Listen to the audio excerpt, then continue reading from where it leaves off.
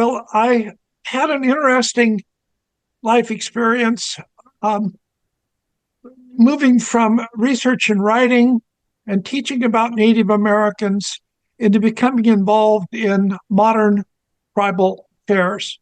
And that transit from classroom to courtroom to council meetings began in the 1970s, particularly in 1973, when I went to Washington, D.C. with the small tribes of Western Washington to meet with members of Congress on behalf of terminated and non-federally recognized tribes in Oregon and Washington. Subsequent to the work in Washington, D.C. that started in 1973, I began working relationships with an interesting set of tribal leaders. And I want to mention just a few of those. Began initially with the Kuslor, Umpqua, and Siuslaw tribes on the coast of southwestern Oregon. And interestingly, my connection there was having grown up in Coos Bay.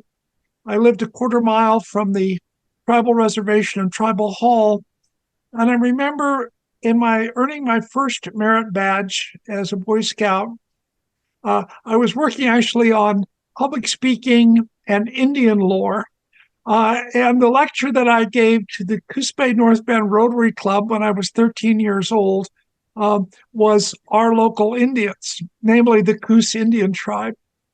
Subsequently, I would represent that tribe as an expert witness in federal court. I would testify on their behalf before members of Congress. And my working relationships there were particularly with William P. Brainard, longtime tribal chair, and interestingly, one of my mother's former grade school students in the 1930s. Bill and I became close friends, and we had a very good working relationship for several decades.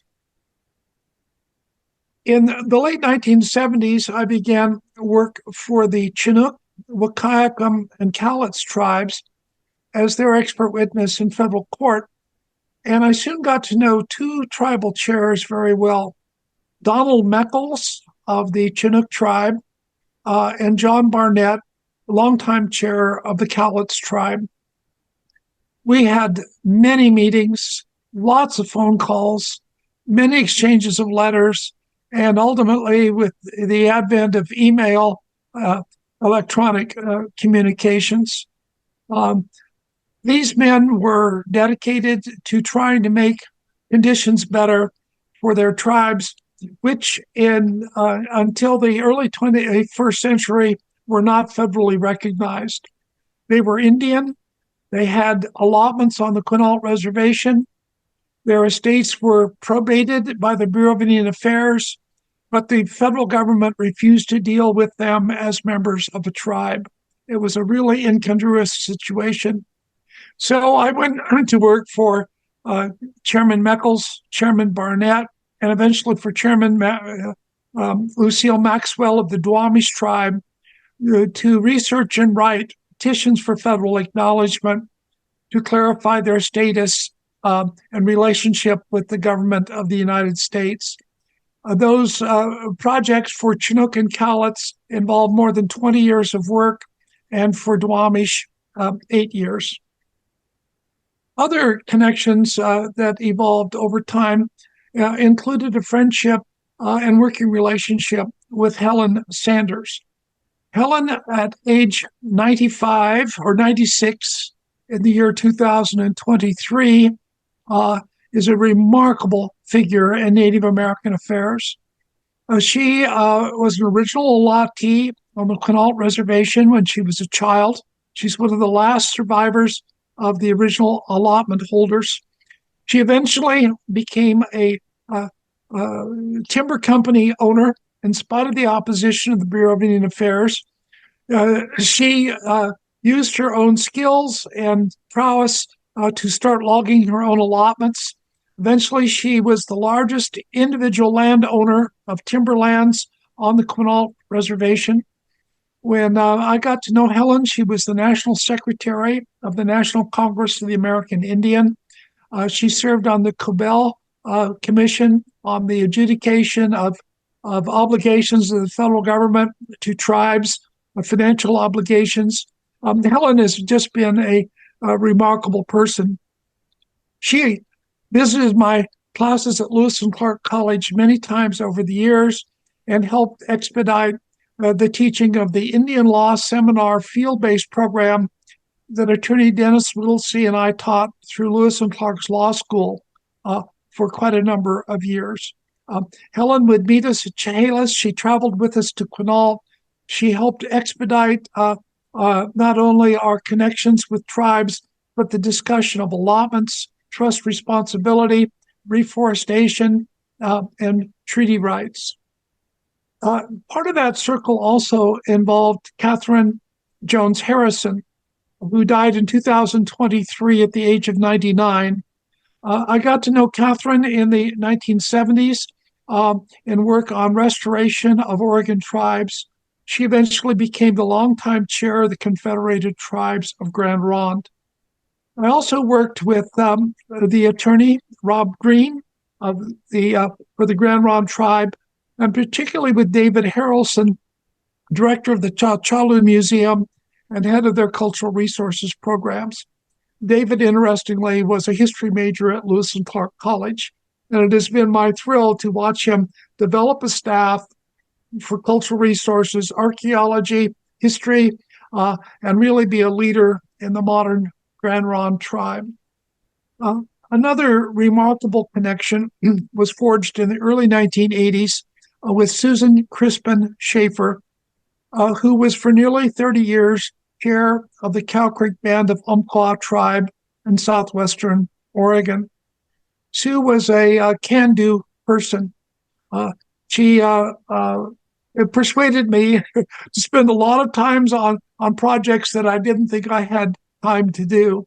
And this involved working on the tribal land claims case as expert witness, serving on the Umpqua Indian Development Corporation board, co-authoring the business plan for the Seven Feathers Casino, and helping in just numerous ways the tribe in its efforts to document its enrollment and to secure federal trust reservation lands.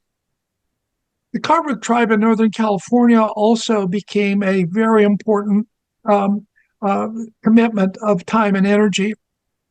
I worked particularly with the chair, Alvis Johnson, in matters that related to litigation and the U.S. Court of Claims over their tribal interest in the Hoopa Valley Indian Reservation.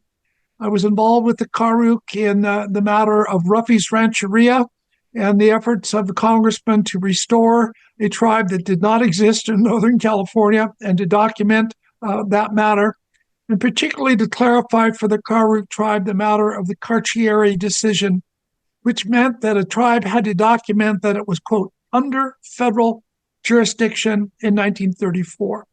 And I handily carried out that mission for the Karuks and worked particularly with Alvis and the members of the tribal council. More recently, I've been working with Dino Beltran, who is the recently retired chair of the Khoi Nation Band of Pomo of the Russian River Valley in Northern California. Also, among long-term working relationships, not only with the late John Barnett of the Cowlitz tribe, but his son, David Barnett, who was chair, William Iyall, who served as chair, and Patty Kinswa-Gazier, the current chair.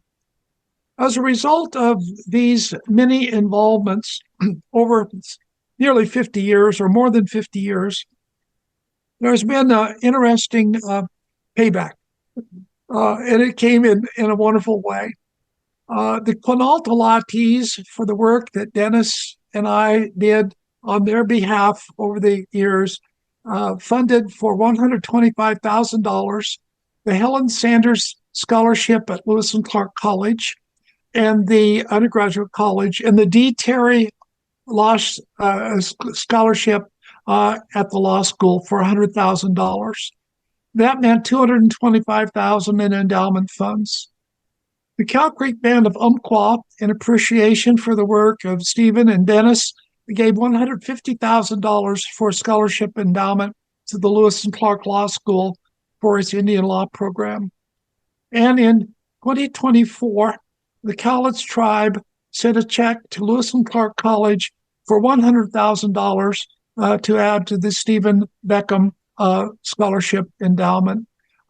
So it's been a real thrill and satisfaction to see this wonderful tribute in terms of assistance for the education for succeeding generations of students as a byproduct or consequence of 50 years of work on behalf of modern tribal people.